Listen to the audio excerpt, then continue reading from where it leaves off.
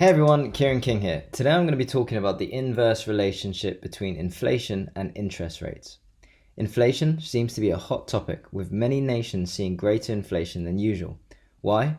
Well, the main reason is of course due to the global pandemic over the last 2 years and the subsequent supply chain problems that have arisen, causing a spike in demand and price increases everywhere.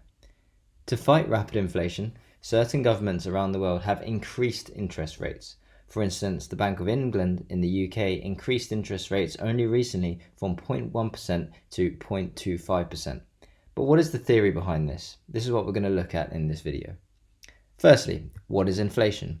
Inflation, generally speaking, is the weakening of a currency and the subsequent increase in the prices of everyday goods and services.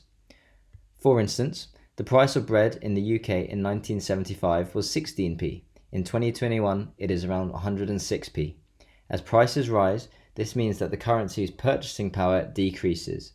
Using the same example, 106p nowadays could buy you 6.5 loaves of bread back in 1975. The rate of inflation can be measured using something called a Consumer Price Index, or CPI, which I have done a separate video on if you're interested.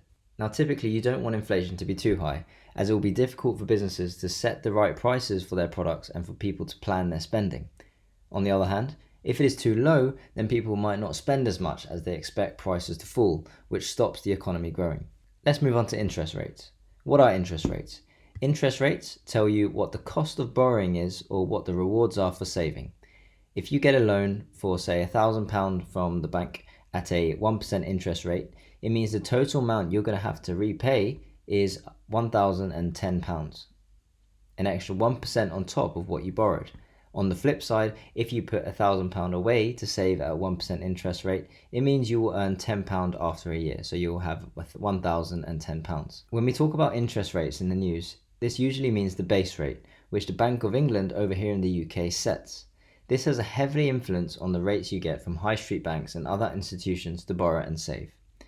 So back to the initial question, how does inflation and interest rates work together?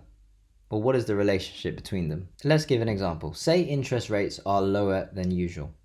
This encourages people to borrow more and save less as rates are low. It is cheap to borrow but less rewarding to save. As a result, what do? People, they tend to spend more when interest rates are low. They consume more, they go out for dinner, they buy cars on finance, they have holidays and so on. In the big picture, there is a greater demand for goods and services. So the demand becomes stronger when compared to the supply. Greater demand to the supply of these goods and services means those goods and services can afford to increase their prices. And an increase in prices, as we know, increase the rate of inflation. Let's look at the opposite. What if there are higher interest rates than usual? Well, the opposite happens. Higher rates encourage people to save more and borrow less. It is expensive to borrow, but rewarding to save and put money away. As a result, that's what people do. They don't go out as much, they don't have lots of holidays, and instead put their money away for a rainy day. This initiates lesser demand to supply of general goods and services. This means that those goods and services need to decrease their prices, leading to decreased inflation, or perhaps even deflation. Now, this is just the theory, and there are a lot of things that influence the inflation rate, and not just the current interest rate.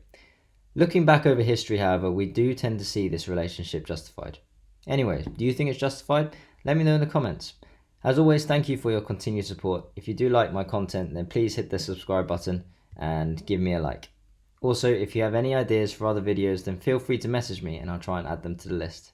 Take care everyone, and I'll see you all soon.